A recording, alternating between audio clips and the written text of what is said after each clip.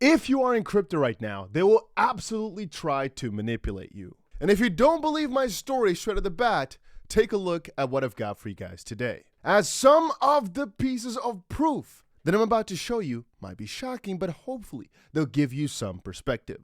And hopefully then you'll start to realize that indeed, this is not all just a game of coincidences. Matter of fact, almost nothing in the crypto game is a coincidence. Most of this is done deliberately to either take your money, leave the space in a certain way, and I'd say the only thing they're not doing is trying to make you money, I guess against popular belief. The SEC, not there for your protection. Blackrock, Fidelity, whatever asset manager, not there to make you money. So how do you make money when everything's set against you? I'll talk about that in this video. First of all, two things I want to share. One, if you ever think, oh, BlackRock just filed a Bitcoin ETF, so they must just be getting positive, or hey, Fidelity's going for an ETF now, this must be new, you're mistaken greatly.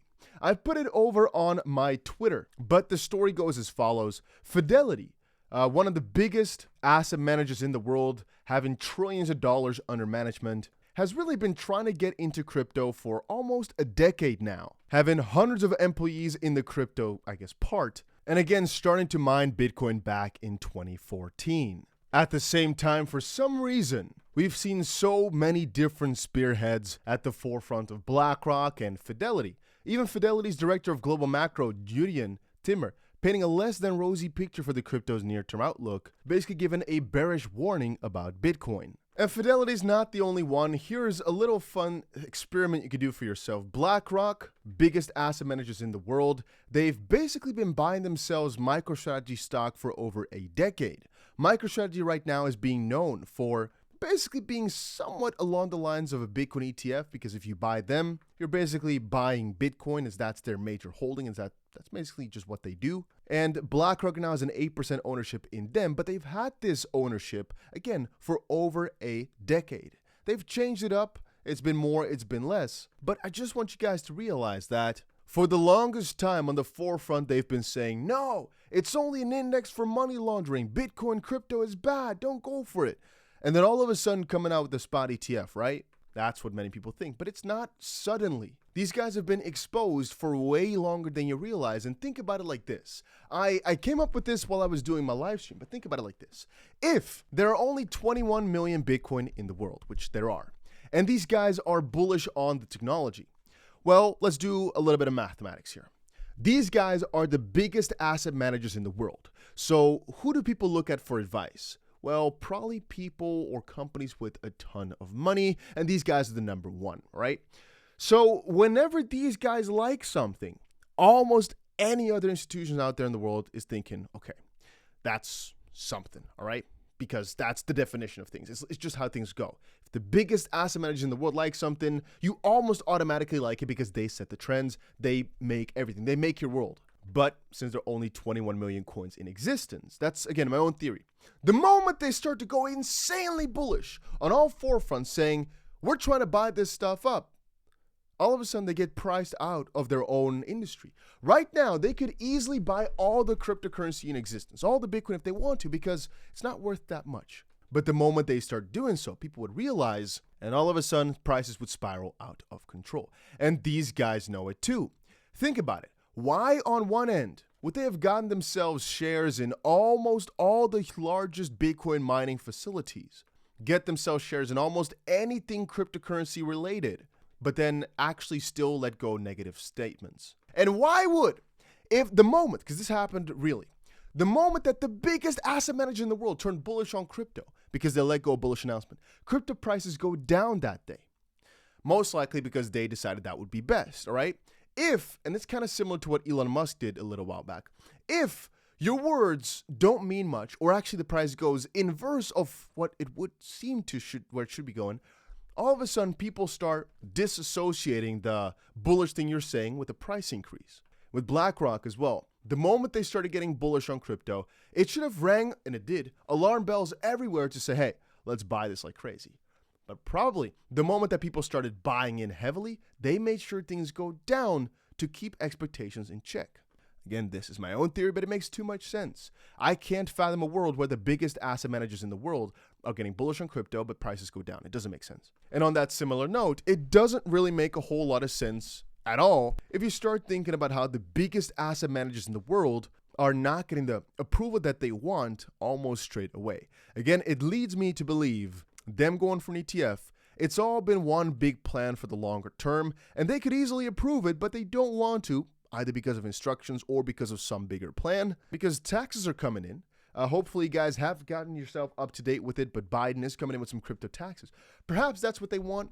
They want to make sure that crypto taxes are in place first before any other rules will be made, to keep things as vague as possible, to stop these major institutions from investing, before the proper tax rules are in, or to stop these newbies, the normal people like you and I, from getting ourselves fully wrapped around this crypto space before either taxes are in and before the institutions are in. So it's like a turn-based system, and we're not in the front of the line.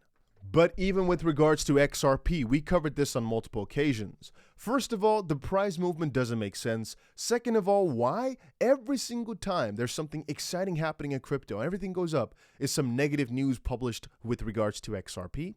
Why was it basically stopped? We saw the hard stop at 95 cents just before it could break the dollar barrier to go on an insane rally. Why was it stopped just before? And also, why the moment that it started to recover and do great again did the SEC come in hot to destroy the momentum? It just seems too coincidental, because I don't believe in coincidences like this. Again, the way I personally see it is, if only people realized the cycle that crypto always faces, it would just be too easy. So they're trying to stir up so that people don't get overzealous and start buying like massively while they are doing that. Because again, you can't get cheap prices if everybody knows what you know. You want people to be fearful so that you can buy in cheap, and then it still basically goes its own flow. Let me elaborate. I personally believe in the Bitcoin halving cycles. I personally believe Bitcoin goes down 80%-ish before reaching the next all-time high about 2 years later, because it basically goes in that flow state time and time and time again. To put it into perspective, Bitcoin price, August 1st here, pretty high, going down 80%. It took not so long here because this is the start, but it basically went from November 2011 to November 2013 to reach an all-time high. So to 2 years from bottom to top. From November 2013 to the lowest point, January 2015, we could call this a year and a half or a year and a bit to basically get to that new low level. So from January 1st, 2015 to a new all-time high in December, or let's call it January 2018, 3 years between bottom and top. From top to bottom, bear market again, from top to bottom, January, let's call it 2018 to roughly, let's call it January 2019. So it took about a year to come down. Again, from, let's just call it January 2019 to the top, which is roughly November 2021. Let's just say it took a little bit over a year and a half, 2 years and a half to get towards that top. And then again afterwards, November 2021 to December 2022, about a year to come back down. Right now, if we were to take another 2.5 years or so to get towards that high level, would we really be so surprised? No, because it happens every single time in the exact same manner. Point being, they don't want you to realize this. They want you to be fearful at these price points, because if you understood there's a certain trend line that Bitcoin has followed for the last decade, and it will probably do again, and it will probably go towards this upper end soon enough, you'd get too much money. I think that's what they're afraid of. Again, I personally see it in the way of, if you keep buying, you can't end up worse soon enough. So the main goal should be to just get rid of every single distraction and buy your way towards the freaking top. But for some reason, that's not what they tell you. They keep telling you all these confusing answers. They keep making all this regulation confusing. And it all could be because they're trying to save their own ass, because they know economy is not doing so well. And again, things are changing massively, Things are changing massively. The BRICS member, India, ditching the US dollar for the first time, purchasing 1 million barrels of oil with rupees. Things are changing. So long story short, if you know what I know, you'd never be worried. You'd just be buying your way the motherfreaking way down, up. It doesn't matter, just every single time we buy. Because I personally think in 2 years from now, we're going to look back at this video. I should clip it, really.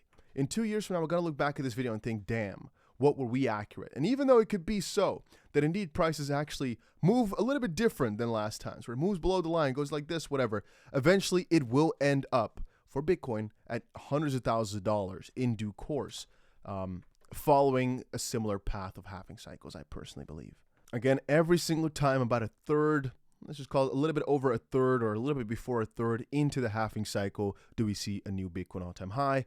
Why would they change right now? And again, altcoins usually get an all-time high that's even larger percentage-wise than Bitcoin does. Why would that change now? Regulations. Oh, that would change everything. It won't. It really won't. This space is basically known for being the people's money, right?